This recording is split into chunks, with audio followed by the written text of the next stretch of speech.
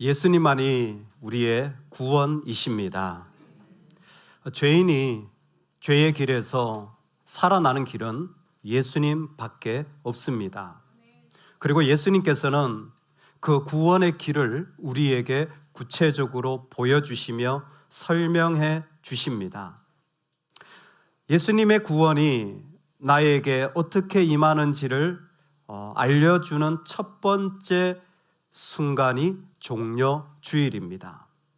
이 자리는 그 구원이 나에게 어떻게 임하고 어떤 모습으로 이루어져야 할지를 말씀하여 주는 중요한 자리입니다. 여러분의 구원은 어떤 모습이십니까? 여러분 예수님을 믿으십니까? 예수님을 믿는 삶이 우리에게 있습니까? 아멘. 정말 예수님을 따르는 그 모습을 바라볼 때에 주님은 우리에게 예수님께서 구원을 이루시는 첫 번째 모습을 보여주시는데 두 가지입니다. 하나는 구원을 이루실 때 예수님의 방향성과 하나는 예수님의 모습입니다.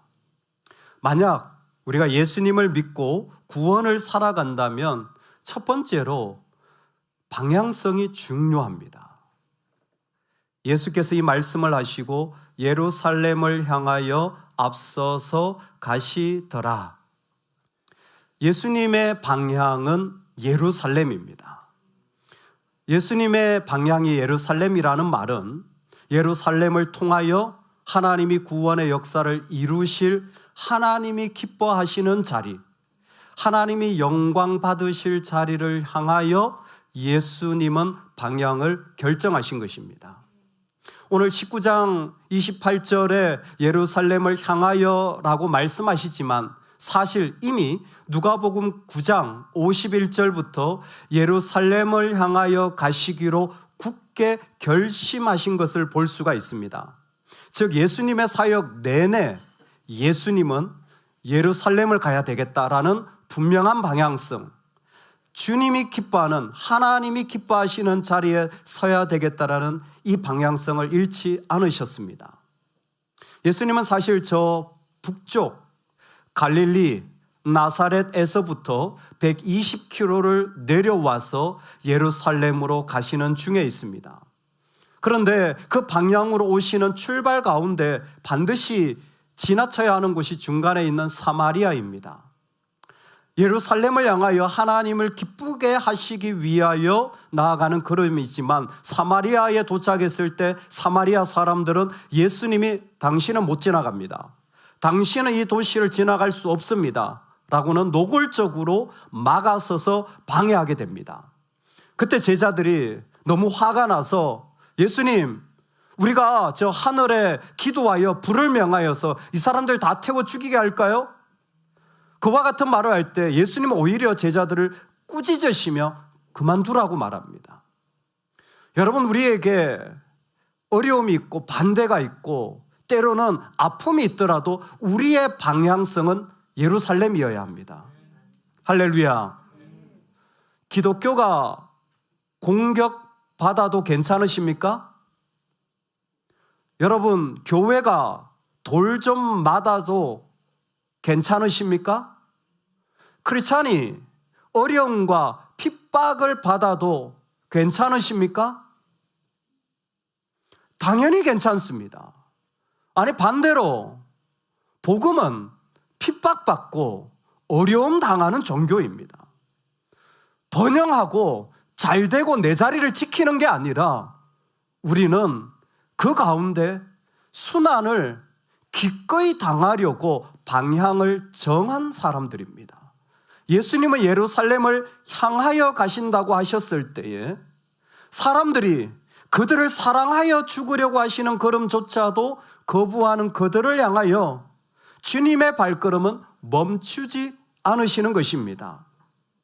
왜냐하면 예루살렘을 향한 방향을 잊지 않으셨기 때문입니다. 두 번째는 예수님의 구원을 이루시는 모습 가운데 우리가 발견하는 또 한 가지는 그분의 모습입니다. 예루살렘을 향하여 앞서서 가시니라.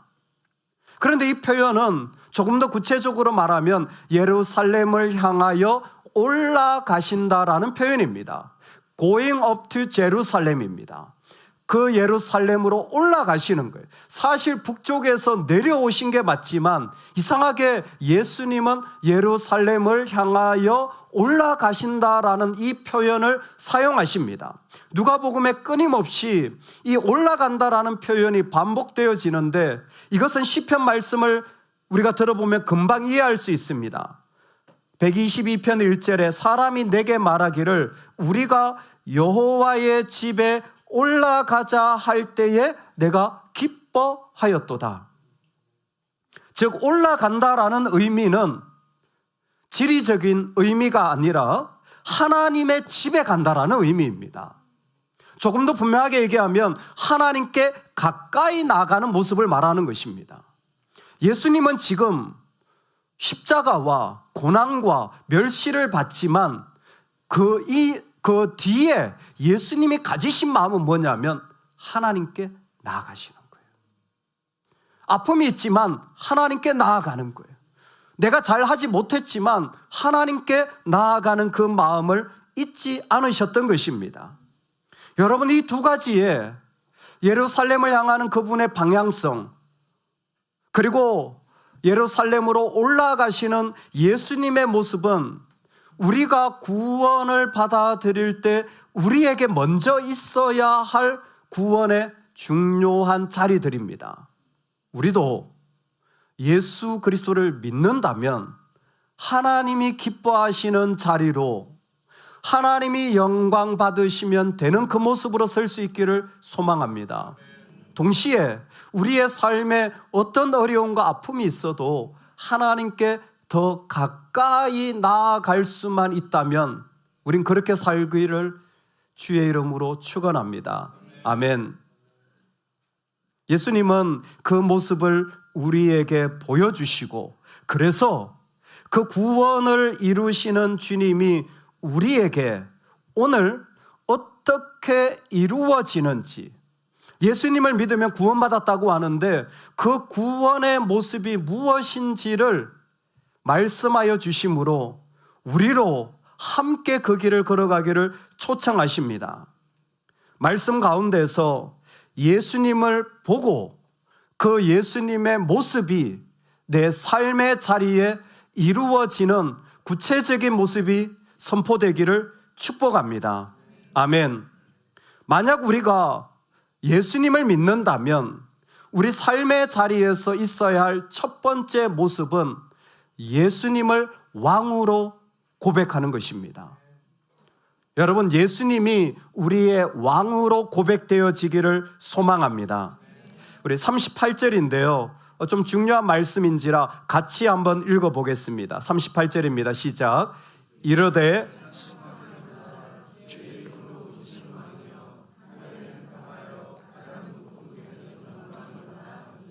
아멘. 주의 이름으로 오시는 왕이여.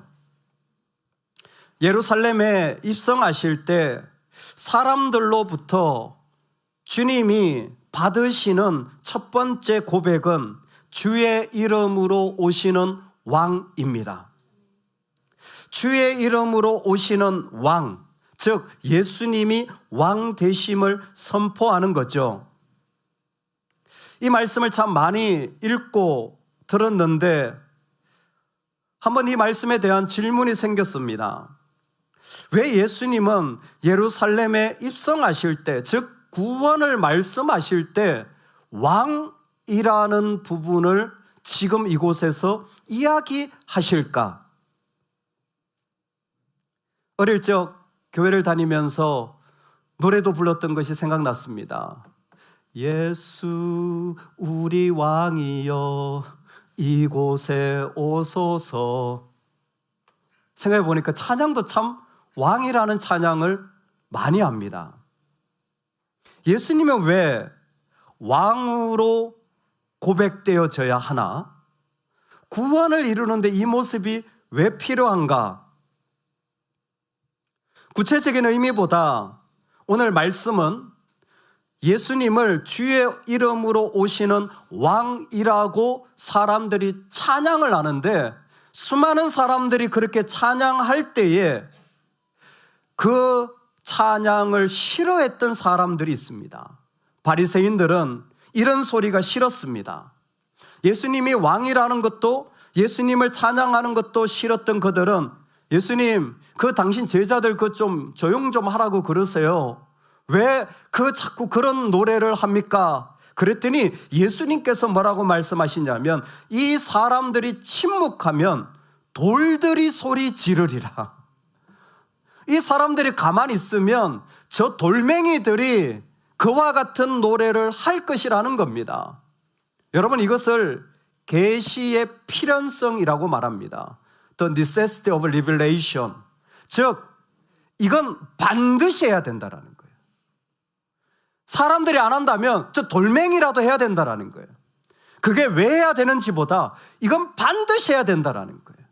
예수님을 왕으로 선포하는 일은 꼭 일어나야 될 일이라, 피조물인 인간이 가만히 있는다면 다른 창조물이라도 그 하나님의 놀라운 자리에서 예수님이 왕이신 것을 선포하게 된다라는 것입니다.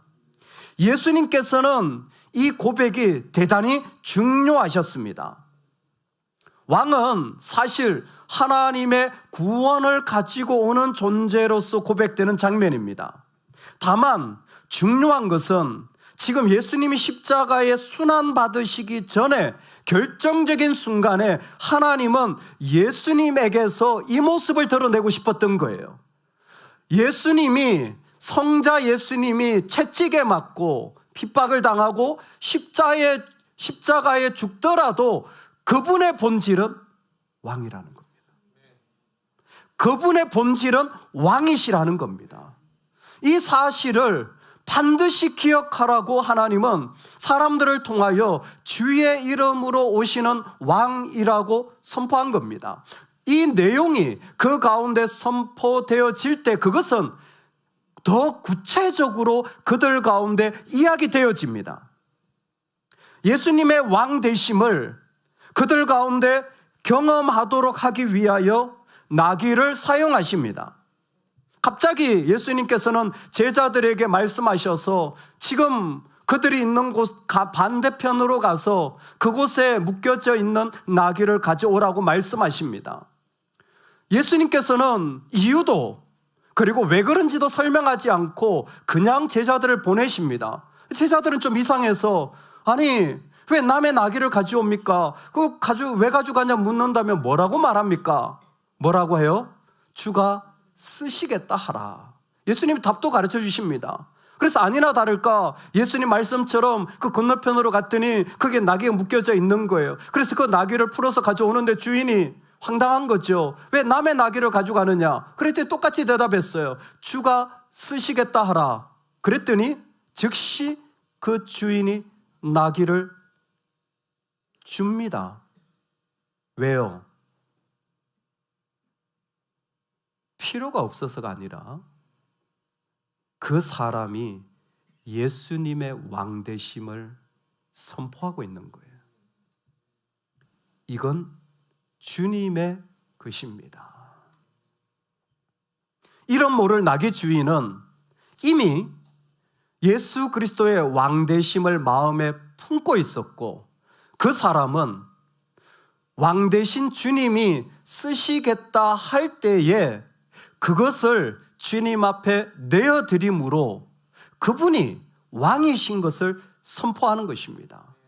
주님이 왕이라는 말은 세상의 모든 것이 주의 것이라는 것이고, 그 주의 것임을 선포하는 노래가 주의 이름으로 오시는 왕이라는 찬양이었습니다.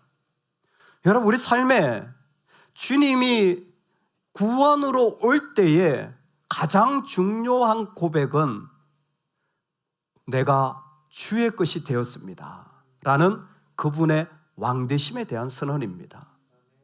나의 어떤 것도 주의 것임을 고백할 수 있기를 소망합니다. 특별히 이 나귀라는 것을 통하여 보면 대단히 흥미롭습니다. 예수님이 왕으로서 찬양받기 위하여 나귀를 사용하십니다. 근데 나귀를 사사기 시대에 보면 실제로 왕이 즉위할 때 나귀를 타고 왕으로서 그 가운데 환영받고 박수받습니다. 그런데 이게 왕정 시대로 가면 더 이상 나귀를 사용하지 않아요. 대체되어집니다. 말을 사용하게 되어집니다. 그때 나귀는 태물이 되어지죠. 예수님 시대가 되어지면 나귀는 이제는 짐짝을 옮기는 그러한 물건을 옮기는 것으로 바뀌어지게 됩니다. 여러분, 우리가 정말 잘 멋지게 아름답게 쓰임 받더라도 주의 것입니다. 반면에 내가 짐짝을 옮기고 태물이 되어져서 허드렛 일만 하더라도 여전히 주의 것입니다. 내가 아름답고 멋진 인생을 살아도 주의 것이지만 지금 나귀는 그저 냄새 나는 것을 옮기는 용도로밖에 쓰이지 않음에도 불구하고 예수님은 그 나귀를 통하여 분명히 왕되심을 선포하는 거예요. 누가? 우리가. 여러분, 우리의 우리됨은 구원을 받는 순간부터, 예수님이 나의 주인이 되시는 순간부터 그분에게 달려져 있습니다. 나는 주의 것이기 때문입니다. 나는 주의 것이기 때문입니다. 내 자리가 잘 이루어지거나 그렇지 못하더라도, 내가 좀 부하거나 그렇지 못하더라도 나는 주의 것입니다. 여러분, 이 왕되심을 선포하는 은혜가 있기를 소망합니다. 두 번째로, 예수님의 구원이 어떻게 우리 가운데 이루어지나, 어떻게 구원을 사나 묻는다면 예수님의 왕되심, 주의 것임을 선포하는 거예요. 두 번째로 우리가 꼭 있어야 할 것이 평화의 선포입니다. 여러분, 평화의 선포자가 되시기를 축복합니다. 오늘 말씀 가운데 이 부분은 꼭 배워 가셔야 돼요. 평화의 선포자로 구원받은 백성을 지금 주님이 부르시는 거예요. 우리가 아까 읽었던 38절인데요. 괜찮으시면 한 번만 더 같이 읽겠습니다. 38절입니다. 시작.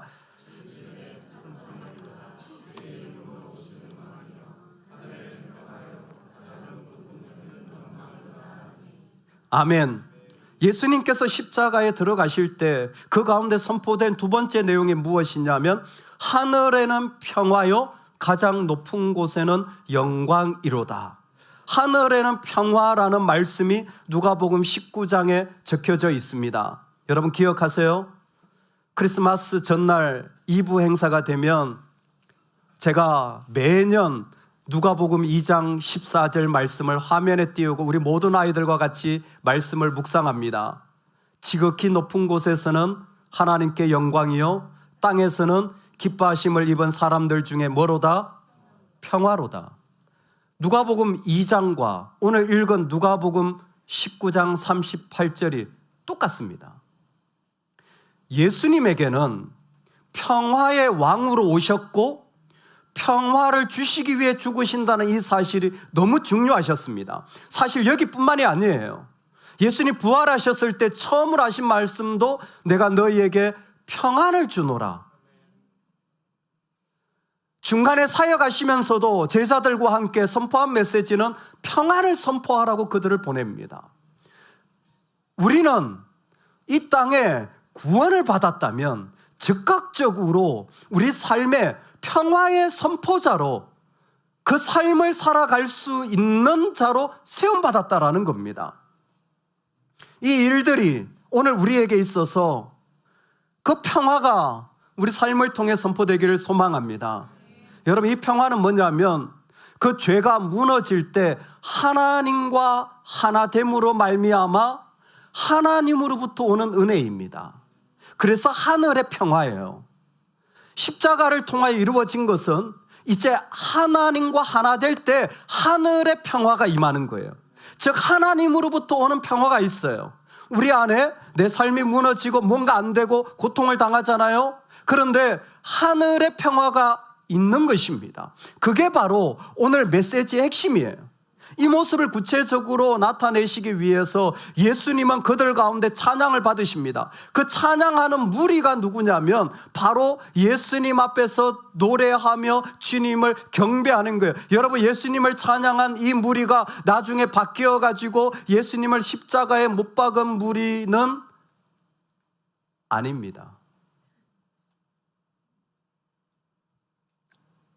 달라야 합니다. 너무 쉽게 같은 무리라고 말씀을 하시는데 우리 37절에 보면요, 이미 감난산 내리막길에 가까이 오심에 제자의 온 무리가 자기들이 본 바 모든 능한 일로 인하여 기뻐하며 큰 소리로 하나님을 찬양하여. 이 찬양한 사람들이 누구인지 누가복음 구체적으로 말했는데 누구냐면 누구라고요? 마데테스들입니다. 제자의 무리들이에요. 이 무리는 그냥이 아니라 갈릴리에서부터 내려온 제자 무리들입니다. 예수님을 믿고 따르는, 예수님을 아는 마데테스 사람들이에요. 그런데 누가복음 23장에 보면 십자가에 못 박으라 라는 이 장면에 등장된 사람을 역시 누가복음 구체적으로 소개하는데, 빌라도가 대제사장들과 관리들과 백성을 불러 모으고 무리가 일제히 소리질러 이르되 그를 십자가에 못 박게 하소서. 이때 무리는 빌라도가 다 불러 모은 무리들입니다. 그 무리들은 누구냐면 대제사장들과 관리들과 백성들입니다. 지금 무슨 얘기를 하시냐면 제자는 무리와 다르다라는 거예요. 제자는 무리와 다르다라는 거예요. 어떻게 다릅니까? 제자는 예수님을 보고 예수님으로 인하여 평화를 선포하는 사람들이라는 거예요. 그래서 하늘의 평화를 제자들을 통하여 노래하게 하는 것입니다. 무리는 그걸 몰라요. 그래서 42절에도 너희가 평화에 관한 일을 알았더라면 도무지 하늘로부터 오는 것을 알지 못합니다. 이것을 위하여 예수님께서는 제자를 선택하시고 뽑으실 때 이미 훈련하셨어요. 누가복음 10장에서 제자들을 둘씩 묶어가지고 보냅니다. 그리고 야, 너희들이 좀 가봐라. 그래서 그 김집사 그 집에 좀 방문할 때에 너희들 이렇게 그 집에 방문할 때 제자들에게 제일 먼저 하게 한 말이 뭔 줄 아십니까? 이 집에 평안이 있을지어다. 예수님이 시키셨어요. 야, 그 박 집사님 집에 좀 가봐. 그 집에 들어가면 네가 제일 먼저 해야 될 말이 있어. 뭘까요? 이 집에 평안이 있을지어다. 여러분, 이 말이 왜 소중한 줄 아세요? 아, 그 말을 해야 되겠구나. 아니에요. 사실은 이게 동적인 이미지입니다. 마데테스 제자가 주의 이름으로 지금 평안을 그 집에 끌고 들어가는 거예요. 우리는 아무것도 아닌 것 같은데 구원받은 자에게 일어나는 일이 뭐냐면 하늘의 평화를 노래하는 거예요. 이 사람이 주의 이름으로 이 집에 평안이 있을지어다 하면 이 집은 평화가 없어요. 사실 믿지도 않아요. 상관없는데도 불구하고 그 사람이 주의 이름으로 들어가잖아요. 그러면 이 평안이 거기에 같이 들어가는 거예요. 같이 들어가서 그 집에 그 평안이 이루어지는 일들이 그곳에 생기게 되는 것입니다. 여러분, 이게 바로 하늘의 평화예요. 사람들은 못 봅니다. 그런데 제자들은 하늘로부터 이루어질 것을 보는 거예요. 이 땅에 어려움을 당하고 아픔을 당하고 고난을 당하면 그것 막느라고 너무 어려울 때에 마데테스들은 하늘에서부터 오는 은혜가 임하여 그 가운데 하늘로부터 임하여 오며 성취될 것을 믿고 살아가는 사람들이 바로 주의 제자들이라는 것입니다. 지금 나에게 없어도 그 하늘의 평화가 이 가운데 임하는 것입니다. 여러분, 그게 제자의 모습이에요. 그래서 어느 집에 들어가든지 간에 우리는 그곳에 주의 이름으로 선포함으로 말미암아 주의 놀라운 은혜가 그 집안에 일어나고 만들어질 것을 믿는 사람들이에요. 얼마나 놀라운 하나님의 축복인지 모릅니다. 여러분, 꼭 주의 자녀들이 구원을 살아간다면 사업장에 들어가든 일터에 들어가든 가정에 들어가든 자녀를 보든 여러분, 우리는 그곳에서 뭐요? 하나님이 하늘에서 주실 은혜를 선포하시기 바랍니다. 다 망했다고요? 다 없어졌다고요? 그래도 하늘에서 주실 은혜는 있습니다.